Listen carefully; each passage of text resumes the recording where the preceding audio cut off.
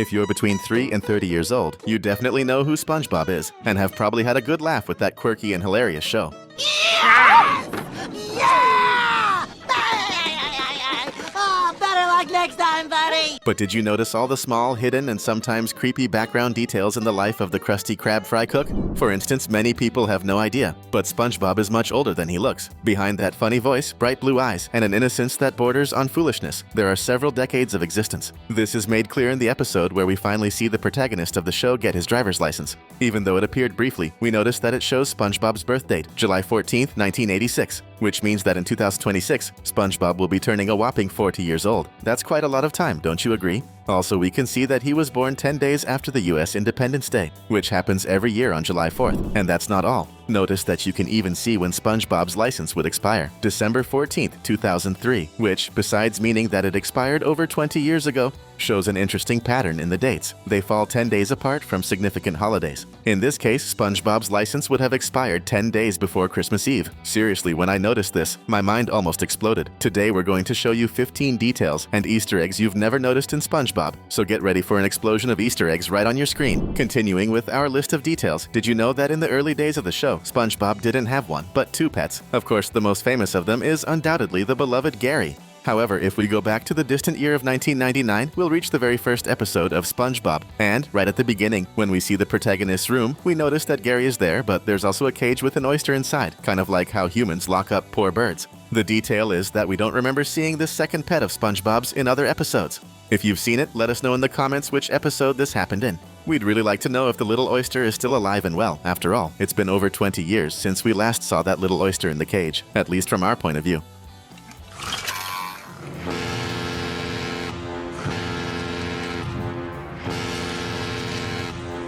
Maybe you didn't know, but if you look closely, you'll notice that other strange things are also part of Bikini Bottom's structure. For example, except for SpongeBob, Squidward, and Patrick's houses, all the other houses have the same shape. But if you stop to analyze, you'll realize that they really resemble car exhaust pipes. Upon noticing this, many fans of the show began to create theories that Bikini Bottom might actually be a place where humans dump all sorts of trash, including these exhaust pipes. At some point, this trash would have sunk to the ocean floor, and the inhabitants of the city used it creatively to build their homes. Now that's a great example of recycling, don't you think? Still talking about houses, we can notice another very interesting thing. Regarding Patrick's house, we all know that he lives under a rock. And if you also find SpongeBob's friend and his house funny, you've probably noticed that at the base of the rock, there's a yellow hinge, indicating that it's thanks to this hinge that it's easier to lift and lower the rock without it coming off the ground. However, the truth is that it wasn't always like this. If we go back to the very first episode of SquarePants, we'll notice that the rock used to lift up just like it always did. But at its base, there wasn't exactly a yellow hinge. It really looks like there was something there, but to make it more obvious, the animators decided to make the hinge more explicit, which was a great idea. So if you're already a fan of SpongeBob or have watched SquarePants at least once, leave a comment down below with Bob. Besides the one we mentioned, another detail we can notice involving the past and the present concerns the very television antenna on top of Patrick's house, which appears to be made of sea bamboo. Note that before, its parts simply floated far apart from each other, but in recent years, it seems the parts have finally somehow stuck together miraculously. Had you noticed that before? Quick question. Have you ever noticed that Mr. Krabs' own restaurant seems to have a much darker origin than we imagine? And no, we're not talking about the fight between SpongeBob's boss and Plankton in the past when they were friends.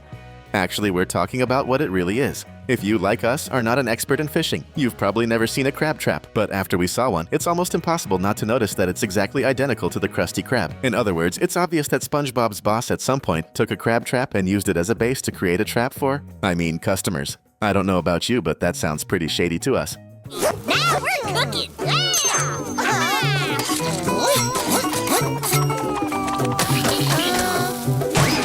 One of the funniest characters in the show who appears in Bikini Bottom is definitely poor Miss Puff, who has to give driving lessons to SpongeBob. And the day he finally gets his license, the SquarePants family goes to her house to surprise her with a birthday cake. However, if we look closely, we'll notice that on the wall of the driving school teacher's house, there's a picture frame with a photo identical to that scene we just saw, with Miss Puff opening the door to her own house. But how is this possible? Could that photo be from the future? Definitely another mystery involving Bikini Bottom. In another episode where Miss Puff used a potato with a wig to pretend to be her as the teacher during the driving lesson, SpongeBob literally crashes into a playground full of kids and people. And we can see that as soon as this happens, a mother who was calmly watching her kid go down the slide grabs the child, puts him on her head, and runs off in panic. In the same scene, few people noticed, but there's something that quickly appears and caught our attention. There's a fine china vendor right in the middle of a kid's playground. Which is so funny because that's definitely the worst place to sell expensive porcelain, since kids aren't really great at not breaking things, right? In the same episode, SpongeBob ends up being responsible for causing an accident with a biker who was on the same track as him. And shortly after, we see that contrary to what everyone thought, he was still alive but completely casted. In this scene, we can see that one of his biker friends is drawing something on his cast, and if we stop at the right moment, we'll notice that he's drawing nothing other than a little kitten. Seriously, even the tough bikers in SpongeBob are funny. If you're enjoying the video, do a good deed and subscribe to our channel so we can keep making great videos like this one. In another episode of the series, we can see a huge line of customers at the Krusty Krab, all because SpongeBob isn't working that day, and we can notice something very strange among the background characters in the line. Note that one of them has a belly button. Okay, you might be wondering, so what? Well, here's the thing. You might not know this, but your belly button exists because at one point you were in your mother's belly, and inside you had an umbilical cord that nourished you, just like SpongeBob when he was in his mother's belly.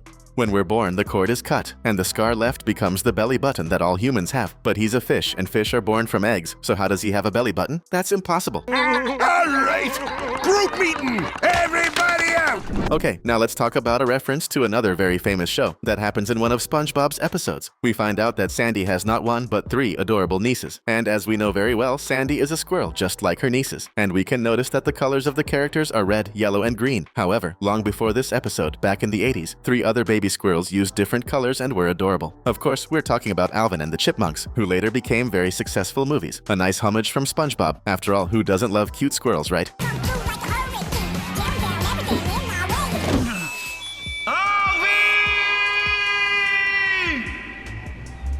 Despite being a very funny show, there are some surprising moments when the animators use logic in a very detailed way. For example, in the episode where SpongeBob and Patrick activate the Destroyer robot mode at Squidward's house, we see them desperately searching for the off button. Then SpongeBob turns on the ceiling fan, and few people notice that as soon as he does this, his hat flies off because of the wind. Now honestly, if his hat hadn't flown off, would you think that was weird? Definitely not. This shows that sometimes the production team is really attentive to these background details, which is definitely a great thing.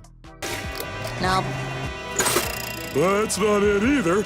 To finish our list for this video, we discover something really interesting. In one of SpongeBob's driving lessons, he ends up brushing the tip of the dock at the lighthouse where Miss Puff works. And when this happens, several things inside that place start coming out through the door. And we can notice that one of them is very interesting. A statue of Squidward's best performance. This shows that SpongeBob's coworker at least has one fan. Didn't see that one coming. And if you also love cartoons and movies, check out these 2 video options we've got for you on your screen. You can watch either one, and we're sure you'll love it.